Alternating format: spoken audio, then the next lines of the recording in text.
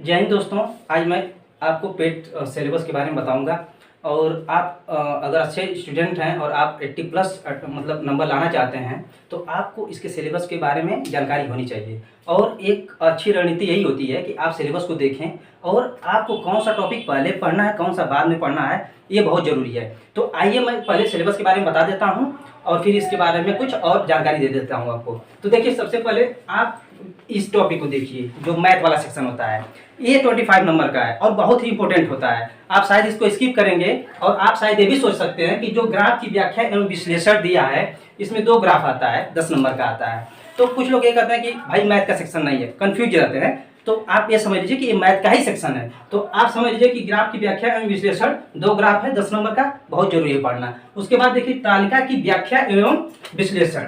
तालिका की व्याख्या एवं विश्लेषण, इसमें 2 तालिकाएं आती हैं जो 10 नंबर की आती है। ये भी आपके मैथ का पार्ट है, ठीक। और देखिए प्रारंभिक अंकगणित से क्वेश्चन आता है जो कि 5 नंबर का आता है। टोटल नंबर आपके मैथ से कितने हो जाते हैं? 25, ठीक है। 25 टोटल नंबर हो जाते हैं। तो इस टॉपिक को, मैथ को आप नहीं छोड़ सकते हैं हर हाल में। तो इसको, अगर आपकी मैथ वीक है तो आप इसको जरूर कवर करिएगा। और आइए अपठित, देखिए अपठित गद्यांश का विवेचन, 2 गद्यांश आता है जो 10 नंबर का होता है। और सामान्य हिंदी 5 नंबर की आती है। देखो ये गद्यांश जो है ना, ये भी हिंदी का ही पार्ट है। तो ये टोटल हिंदी से आपके 15 नंबर के क्वेश्चन आ जाते हैं। ये भी इंपॉर्टेंट है। दूसरे नंबर पे मैं इंपॉर्टेंस इसी को दे रहा हूँ, ठीक है। उसके बाद आइए आप समसामयिकी जो करके आता है, तो ये आता है 10 नंबर का। उसके बाद तर्क एवं तर्क शक्ति, ये रीजनिंग वाला पार्ट जो होता है आपका 5 नंबर का आता है, ठीक है। अब आइए सामान्य जो जागरूकता होता है, ये 10 नंबर का आ जाता है। अब देखिए ये जो जीएस का पोर्शन है, देखिए जीएस जो होता है ना, बहुत ब्रॉड होता है।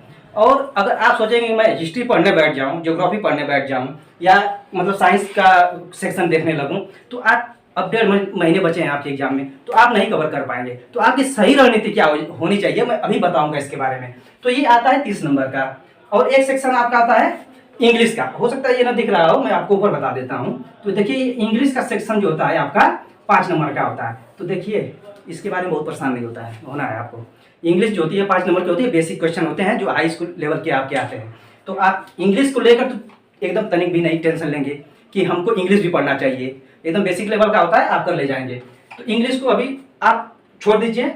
और ये जो टॉपिक था भारतीय इतिहास, राष्ट्रीय आंदोलन, भूगोल, तो देखिए जो राष्ट्रीय आंदोलन होता है ना, ये बहुत इंपॉर्टेंट टॉपिक होता है। और मैं तो सही तरीका ये जानता हूँ ना पढ़ने का, कि देखिए कुछ टॉपिक जैसे स्टैटिक जीके के होते हैं, उसको जरूर पढ़ना चाहिए। तो मेरा ये प्रयास रहेगा कि मैं इस चैनल पे मतलब छोटा छोटा वीडियो आपको एक एक टॉपिक का प्रोवाइड कर सकूं, ताकि मतलब आप सिर्फ उसको देखें, आपका रिवाइज हो जाए टॉपिक। तो मेरा ये प्रयास रहेगा कि आप इसको कर ले जाएं। अब देखिए मैं ये भी सोच रहा हूँ कि जो मैथ सेक्शन है, इसको यार मतलब मैक्सिमम लोग तो कर ले जाते हैं, मगर कुछ लोग ऐसे भी होते हैं जिनका मैथ थोड़ा सा वीक होता है। तो ये जो ग्राफ की व्याख्या एवं विश्लेषण है ना, इसमें भी आप कंफ्यूज होते होंगे।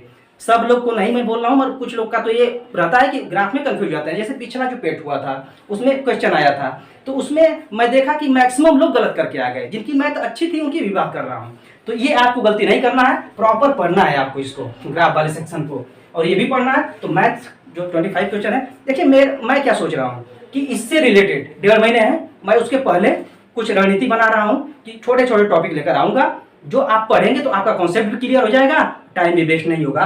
तो आप इस सिलेबस को ध्यान से देख लीजिए, स्क्रीनशॉट लेना है ले लीजिए और इसके अकॉर्डिंग आप पढ़िए। मेरी तो रणनीति यही है कि सबसे पहले आपको मैथ, देखिए आपके दिन भर में जो भी सिलेबस है आप उसको एक बार जरूर देखिए सिलेबस को, और कौन टॉपिक पढ़ रहे हैं नहीं पढ़ रहे हैं उसको आप देखते रहिए। तो यही देखिए आपको 80 प्लस करना है, ये दिमाग में हमेशा होना चाहिए कि आपको 80 प्लस करना है, मतलब 85 से ज़्यादा ही होना चाहिए। 80 प्लस तो मैं इसलिए बोल रहा हूँ कि मिनिमम आपका आना चाहिए।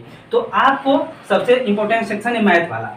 तो मैथ में मतलब प्रयास मेरा पूरा रहेगा कि मैं अभी जल्द से जल्द इस पर वीडियो बनाना शुरू करूँगा और आपको ये 25 क्वेश्चन जो है कवर करा दूँ। और 25 क्वेश्चन मतलब 25 क्वेश्चन, गलत कुछ होना नहीं चाहिए आपको उसमें, ठीक है। उसके बाद देखिए हिंदी में आपको बहुत प्रेशर नहीं लेना है। जो गद्यांश होता है ना, बहुत ही आसान आता है। ऑप्शन पढ़ते हैं, फिर उस गद्यांश को पढ़ते हैं, ऑटोमेटिक आप कर ले जाएंगे, क्योंकि हम लोग का भी एक्सपीरियंस है इस चीज़ का, तो आप कर ले जाएंगे। तो यहाँ से आपकी हिंदी हो गई। और देखिए आप समसामयिकी, हो सकता है आप ना समझ पा रहे हो, ये करंट अफेयर से होता है। तो करंट अफेयर्स आप डेली बेसिस पे देखते रहिए थोड़ा थोड़ा, ताकि आपका तैयार होता रह सकती है। आपकी रीजनिंग, रीजनिंग देखिए 5 नंबर का है और इसमें कुछ कंफ्यूजिंग टॉपिक होते हैं। कंफ्यूजिंग टॉपिक मैं क्या करूंगा, किसी दिन एक वीडियो लाऊंगा और आपको ये मतलब कंफर्म कर दूंगा और उसी को पढ़ लीजिएगा, ज़्यादा इसमें परेशान न होइए। आपको मिनिमम इस पे मैथ पे ज़्यादा फोकस करना है। हिंदी वाला सेक्शन जो 15 नंबर का है ये, और आपका ये समसामयिकी मान लीजिए है, ठीक। तो इस पे, और अब देखिए ये जो आपका बहुत इंपॉर्टेंट है जीएस वाला सेक्शन, जो कि 30 नंबर का है। तो इस पे तो आपको फोकस करना ही पड़ेगा। तो 30 नंबर का है, तो इसमें बहुत ज़्यादा अब ब्रॉड में नहीं पढ़ सकते हैं आप, किसी किताब को लेकर नहीं बैठ सकते हैं। तो मैं छोटा छोटा 5 मिनट 10 मिनट ऐसे वीडियो डालता रहूँगा, और स्टैटिक टाइप कि जो मतलब ये ना रहे कि वो फंसता है क्वेश्चन और रिपीटेड जो होते हैं, तो उसको मैं आपको प्रोवाइड कराऊंगा। और आप इसको जरूर देखिएगा, बहुत ही इंफॉर्मेटिव होगा और बहुत ही आपके काम की चीज़ होगी ये वाली वीडियो जो छोटी छोटी